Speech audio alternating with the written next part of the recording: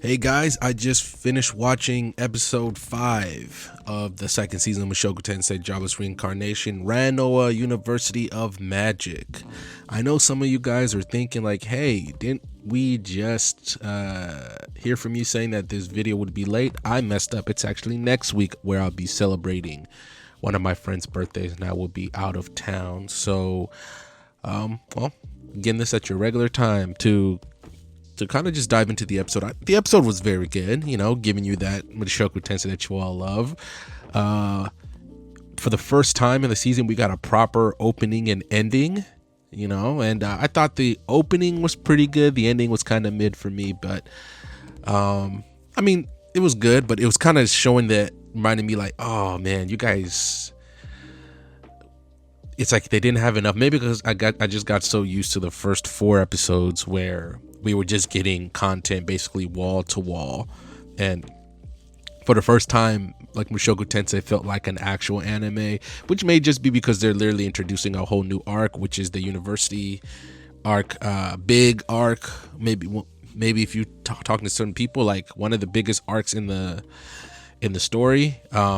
Basically, Rudeus has enrolled with Elena Lies, I'll never be able to say her name right, into the Ranoa Magic Academy, and he's an officially a student there.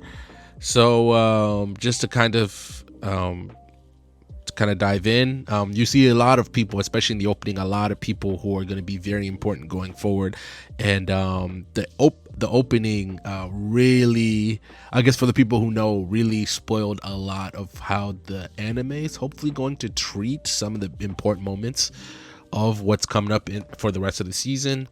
And you saw some characters in the opening were marked white, so I wonder once like they officially meet if they will be colored in or not, but that's obviously for future reference. But to dive right on in, we get to see the long lost reunion of Sylphie, who is disguised as Silent Fitz, and Rudy. And I am just going to spoil some parts here. I believe you're going to be very frustrated with how Rudy is going to be, with how dense he is going to act over the next following episodes in regards to Sylphie. And I will tell you that you are wrong, because I want to remind you, this is not even the fact that they haven't seen each other in years. It's been even longer for them. Remember, Rudy left his home in Victoria, in the Victoria village, to go mentor Eris when he was like 5 or 6. I can't remember. And he was gone for 3 years mentoring Eris before the teleportation incident happened. So they had already seen each other for a while. Sure, I think they were sending letters back and forth, if I remember correctly, but he hadn't seen each other. So the last time Rudy literally saw Sylphie, she was a literal child. And then plus you get the teleportation incident, all the Dead Ends adventure in the Demon Continent, plus them coming back, Eris leaving. Like, a whole bunch of years have passed, and now they're 16, 17 at this university. And so much has happened in Rudeus's life, like traumatic, impactful, like huge stuff happened in his life, that obviously Rudy's going to have a tougher time remembering Sylphie than Sylphie is going to have a tougher time remembering Rudy. Obviously, she loves Rudy. It's a big part of who she is. Her magic ability is a direct result of Rudy teaching her, right? So, and then we also know, if you watched episode 0 called Silent Fitz, we know exactly what happened to Sylphie after she was teleported. She landed in the Asura Kingdom Garden, the royal castle, and saved Ariel from that bull, right? And then Ariel basically manipulated her to becoming her mage, and she's been kind of running that way ever since. So she didn't have to, obviously she still had to survive some treacherous waters, but she didn't have to go through the turmoil and overcome all the obstacles that Rudy did. So of course Rudy introduces himself when they meet up, when he has to take the little test, because the guy who sent him the invitation to the university just kind of wants to see how his channelist magic works. And of course they happen to pair up together, and Rudy just straight wipes Sylphie. Like, he wasn't even a challenge. To be fair, I think Sylphie was not in her right mind, because she just saw Rudeus again after a long time, and she didn't really know how to act, right? So I will say this right now. Remember, it's been a long time since Rudy has seen Sylphie. Remember, the last time you saw her, she was a literal child. And I think he was actually supposed to come back for like a little visit and then go back and see her. I can't remember exactly right now. This is like one of those where if I had like the my light novels in front of me, I'd be reading them just to make sure, but I am not at home. So, just to kind of see, you get to see the Ranoa magic in all its splendor. Rudy, when Rudy goes to his first class, you get to see everybody who was like kind of highlighted in the last one, except for one person who obviously we will meet later. So you get to see Rania Persona, who legitimately will never have some meat in her mouth. Pause. And then Zanoba, who was remember he met at the first season, who regarded what do you call it? Rudy as his master. I can't remember exactly what I can't remember exactly why, but I think he helped him out with a situation. But remember, there's something special about Zanober. He's like a special human. Like he's like super powerful. Like he has super strength. So like to give you an example, when he was a kid, he's always had super strength. Like he's part of the royal family of a country. I can't remember the name of the country right now, but he's part of a royal family. I think he's the second son of the royal family, but because of his superpower, he's not a direct, like he's not in the like fight for the throne, even though I don't think he ever wanted to be. So to give you an example, when he was a kid, like his mother gave birth to a sibling of his, and he petted him so hard that he accidentally killed the kid. So people don't really mess with Zanoba like that, but he found a way to make it through, and then obviously meeting Rudy kind of helped him. So Zanoba's incredibly grateful to Rudy for everything that he's done for him. And then through Zanoba, when you meet class, you get to meet all the other ones. Rudy just kind of humbles himself in front of everybody, and then you meet Cliff again. And you're probably not gonna like Cliff at first because how cocky Cliff is. But and for those who remember, we first saw Cliff in the OVA for the first season called Eris, the Goblin Slayer, where Eris took on a quest, ironically with Cliff, where they fought goblins. And Cliff was like, "I'm the best mage you know," and Eris was like, "Nah, no, you not." And then she basically just glazed. She basically glazed Rudeus in front of Cliff, and Cliff just kind of like took the L because he was like in love with Eris, and he clearly saw that, oh, Eris don't give a fuck about me at all. She's all about Rudy, and obviously he doesn't like Rudy for that because he still likes Eris. And there's going to be some couplings because I'm trying not to spoil especially there's going to be a future for Cliff that he is nowhere near ready for. But the person he's gonna end up with, it's like a really good couple, so I'm excited about that. I'm finally excited to see them on the big screen. Also, one thing I loved is how like normal he's just okay with Elenalize now, because they've obviously been traveling together in a party, and Elenalize is the vanguard, he's the support, and he just kind of used to, after like repeated walking in on her going through her situation. Actually, no, I'll just say, because they say in the thing, Elenalize suffers from a curse, right? She is hundreds of years old, and she was cursed that if she doesn't have sex every now and then, she will literally die. So that's why she is from the streets. Now, I want you to understand that this does not, when I say from the streets, it's only from the streets because of her condition. She is very smart about how she conducts herself in order to make sure that she doesn't die from her curse, right? She never messes with married men. She does it, as you saw it in the episode before, where she does it as like a quest, and then she always says like, you can't get serious with me. Like she has like a system. It's a very good system that never gets her in trouble, right? And Rudy just kind of accepts it, and she's cool with it. And then obviously it was getting kind of dangerously close once they got to the university, that Elenalize was starting to get in real danger. And I, like, in the beginning I was like, what the fuck, when I first like read about her in the web novel and the light, I was like, what the fuck? And I was like, but then you grow to understand, and that's why I say nothing Mushoku Tensei does is without purpose. So we got to see that, and Elena is also enrolled in school because she is a S-ranked adventurer. So she's just kind of there with Rudy until Rudy kind of decides what to do with his situation. So obviously, and also they trust that Paul is doing what he can to get Zenith, since they received that letter with Paul telling that basically everybody and the rest of the people that were looking for Zenith and the rest of the people from Fatoa, that Zenith is in the Begaruda continent, and they just trust that Paul will take care of it. Paul is an S-ranked adventurer as well, so they trust him. So Rudy will go there, he'll research his ED, he'll research the teleportation incident, and then eventually if Paul does need help, he will go and help.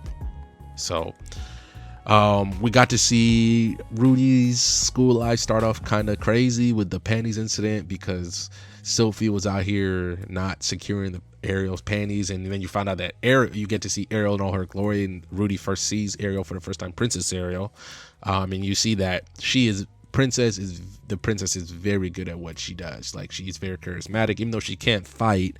There's a reason why she was a candidate for the throne of Asura, even though she eventually had to leave because she was outmaneuvered and she was in imminent danger, so they left. You get to meet Rudy's cousin, Paul Greyrat, Nodo's Greyrat, who's from the same family line as Paul.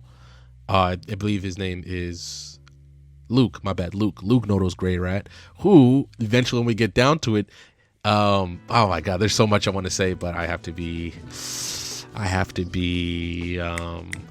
careful not to spoil, because there's so much to say. But it was nice to see him. Paul doesn't like Rudy because he got mad at Rudy because Rudy he didn't recognize Sophie at first, when it's been damn near a decade since they saw each other and they were literal children. Like, shit has happened. They've all grown, and he's mad at Rudy for that. And also Rudy, they didn't show it in the thing, they kind of alluded to it, where Rudy and Luke fought, and Rudy beat Luke's ass so hard that he cried. So Luke doesn't fuck with Rudy. So we will see his life, his school life's only beginning. You talk about Silent, who is somebody we've met in the past, but I want to save her until she's actually introduced into the anime, the second season, properly, to talk about where we first saw her in the past, in season 1. But overall, it was a good kind of start to a new arc. I'm still on the train where volume 7 should have been probably its own movie, should have gotten the Mugen Train movie treatment, and I think it would have done well for Mushoku Tensei. Mushoku Tensei is picking up a lot of steam. I know there's like channels on YouTube that are just dedicated to Mushoku Tensei content now. I believe it is highly popular in Japan as well, with the big 3 of Reincarnated Slime, Overlord, and ReZero, and it's right up there with the rest of them. So I think it could have done a movie. It could have done light novel 7 in a movie, and volume 7, and it would have been great. And then you could have just done what Demon Slayer eventually did with Mugen Train, when they took the Mugen Train arc to an episode format and then just added extra content. So either way, it was a good opening episode for the new arc. Episode 5, I Don't Want to Die, kind of has me thinking, and now I'm like, I gotta go. When I get home, I gotta scramble and maybe read a little bit to see what they're talking about, because I thought that was a very interesting name for a episode. Also, you got to see one of the, I guess, various situations Rudy will find himself in when he caught those panties that, remember, that Sylphie dropped, and all the ladies called him a pervert. And the one thing I want you to realize from that is, like, his social anxiety, Rudy's social anxiety, was going to act up again, reminding him of what he went through in his past life again. But Sophie was there to immediately save him from that, which was really, really big. And I want you to truly understand how big that was for Rudy. So the only thing now that we're really waiting for is for when Sophie will just fucking let Rudy know that she's Sophie. It's because, Rudy is, first of all, he's not, as smart and observant as he is, he's not really that observant. And obviously Sophie was never going to be as voluptuous, let's go with that word, as you would probably think a girl of her age would be. So Sylphie's gonna be like, oh, it's a dude, whatever. So he's gonna keep treating Fitz like that because that's all he knows Fitz is, and that's what everybody thinks Fitz is. I mean, the only people who know that Fitz is Sylphie is Ariel and Luke. Everybody else is a completely unknown to that fact. So yeah, you got to meet, was it Goldia? She fucking sucks. She fucking sucks. I have to read back to make sure I see what her role is in further in the story, but it's going to be very interesting, especially once you start seeing Rudy interact with his classmates more, with Renia and Persena really as well, especially since he's already met Renia's dad when they were in the Beast Village in Goldia Village. Remember when they spent like the rainy season there with him, Eris, and Ruigerd. Ruigerd was there, so it's gonna be a good way to start the arc. I'm very interested to see where they're going. I wonder if this is maybe the only time we're gonna get a true proper opening and ending, because there's so much Mushoku Tensei could do that they don't. It was nice to show it, right? But I don't think they need them because of all the stuff that they could do, all the things they could show. And the one thing about this episode I really wanted to mention was that I think it showed how young Studio Bind is, really, with tackling a story of this size. I can't remember off the top of my head, but I know Mushoku Tensei is like the first proper anime that they've taken over. So you see, like, in terms of some of the animations looking stiff, or it's like it's like you could feel how young the studio is with not much fluid animation, especially when they walk. You could tell they used a lot of landscape shots to kind of hide some of that, even though landscape shots were beautiful. But then he also got that, like, the 90s Looney Tunes thing where, you could clearly tell. Remember when Rudy was like looking for books in the library, you could clearly tell which book he was going to grab, and the other ones kind of looked, average or mid. So I'm not still saying it wasn't animated badly. It's just that this isn't like episode 2. Was it 2 when or 2 or 3 where Rudy saved Sarah from the tree ant? It wasn't that bad, but I think it was just like if a few more maybe a few more years of experience, they'll knock this down. So for a lot of people who are going to get mad about this episode maybe being slow or all that, this was just a setup episode. You got to see all the major, except for a few characters, maybe two characters who are going to be major to the season. It was a great kind of setup. Like, look, the game's changed. Rudy's not adventuring anymore. Soledad, we're not going to see Soledad anymore, and you clearly saw that in the opening. We're not going to see Sarah anymore, which is a damn shame because they should have done the end of Sarah's story properly. But I already spent a whole goddamn episode and plus a reaction video on that, so there's no need to bring it back up. We're just going to see Rudy go to school, and I promise you, it's going to be great. It's not. Basically, volume 8 after volume 7 was a letdown for me, but it's only a letdown because that's how much I love volume 7. Volume 7 is one of the most important time periods of Mushoku Tensei's story. Like, that area is so important, and like Annie Nu said, you got to meet Sarah, and she legitimately saved Rudeus from himself. Rudy was just gonna be just rolling around if Sarah never came into his life or Kanero never came into his life. So who knows? But anyway, guys, that was my review of episode 5, Ranoa University of Magic of Mushoku Tensei Jobless Reincarnation. Episode 6 next week will be that. My review of that episode will be late because I will be out of town celebrating a friend's birthday, but I should be back in town like late Sunday night, so maybe I can watch it if I'm up to it, if I'm not too tired to watch it and give you a review right then. If not, you'll get it on Monday for sure. So anyway, guys, thank you so much for listening or watching, however you're consuming this. Check out my AMV. I made one just randomly, going through a little bit of writer's block right now.